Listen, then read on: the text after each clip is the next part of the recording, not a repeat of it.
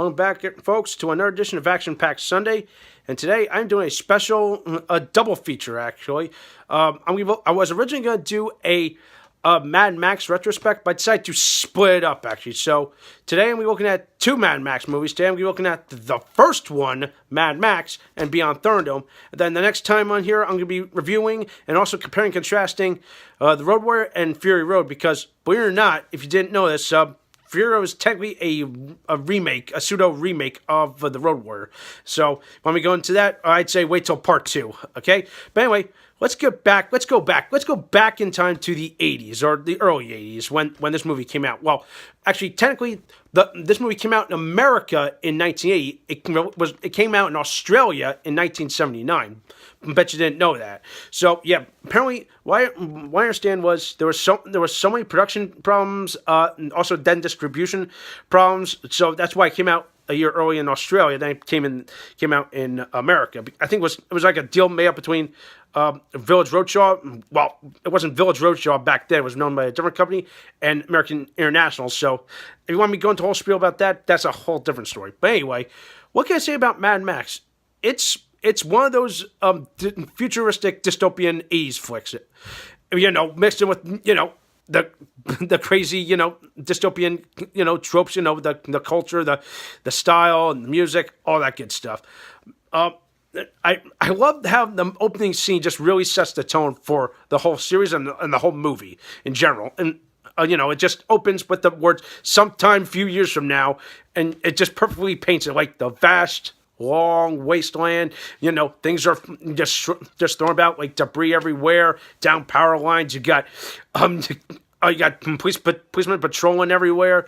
It's just crazy. I mean, damn! If this was the 80s or the dystopian Australia of the future, damn, this is one scary looking future. But I will say, George Miller had a pretty cool vision, and I liked where he was going with it. Let's see.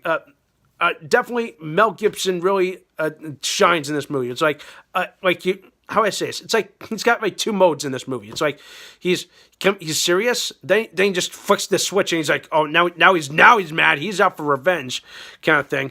Because if you know the story, I don't want to give too much away. If you've not seen this movie, and if you haven't, where the hell have you been? But supposedly, Mad Max, he's a cop of the future, and of course he's got put up with a vicious biker gang led by a leader. His name, he calls himself the Toe Cutter. So yeah, don't ask me where they came up with all these names, but I like how they do it. But I've mentioned at one point in the movie, the gang kills his partner, his cop partner, and kills his wife and son, and it's terrifying. But that's just the tip. The last part of the movie is just it gets really intense. It gets really good. But although there is a reason why some people kind of dissed on this movie, because how can I say this? When you think of action movies, you think Fast and Furious and kind of thing, bang, bang, bang, expecting a lot of explosions. There's very little explosions, very little crashes. Also, there's the lack of soundtrack, and there's parts of the movie where it looks like it's just dragging, but it's just building to a crescendo. Well, to be perfectly fair, that's what the filmmaking was like in the late 70s, actually. The filmmaking wasn't much as advanced as soon as the 80s came around. So you can't knock on it there, but looking at it back then, you'd be like, oh, God, yes. You're like, wow, it's kind of slow. But I'd say that's the only thing that puts the downer on this, but everything else just works at a fast pace, and the final part I really like. It almost reminds me of like one of those old cowboy westerns, actually. In fact, it feels like a dystopian future with a cowboy feel, a western feel, if that makes any sense. And it's pretty damn good. I definitely recommend it. If you have not seen this movie, pick it up, actually. You can probably pick it up for a good deal. I got this literally from my local Walmart for like literally $7. Seriously, people, you can't go wrong there. $7 for a Mad Max movie, go for it. But now I'm going to jump gears from the first one. Now I'm going to jump gears to the third one, okay? I know. The Road Warrior, we can all talk about it, but I'm going to say that for another day. So, but what about Mad Max Beyond Thunderdome? Well, let's see. This is Beyond Thunderdome picks up few years after this, well, in between, after the World War ends, pretty much Max is roaming the desert of Australia. Until his caravan is attacked, brings him to Bartertown. Yeah, really clever for a town name.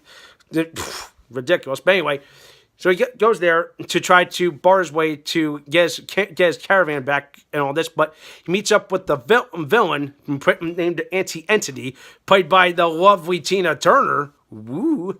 Oh yeah, believe it or not, Tina Turner provides two amazing songs for this movie, for Beyond Thunderdome. One of the Living, which I love to death, and Beyond Thunderdome, also an awesome song.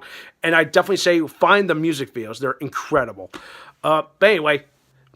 Supposedly they strike up a deal, so it eventually leads to the Thunderdome. The Thunderdome is a dome-like cage, and of course the rules are 2 men enter, 1 man leaves, kind of thing.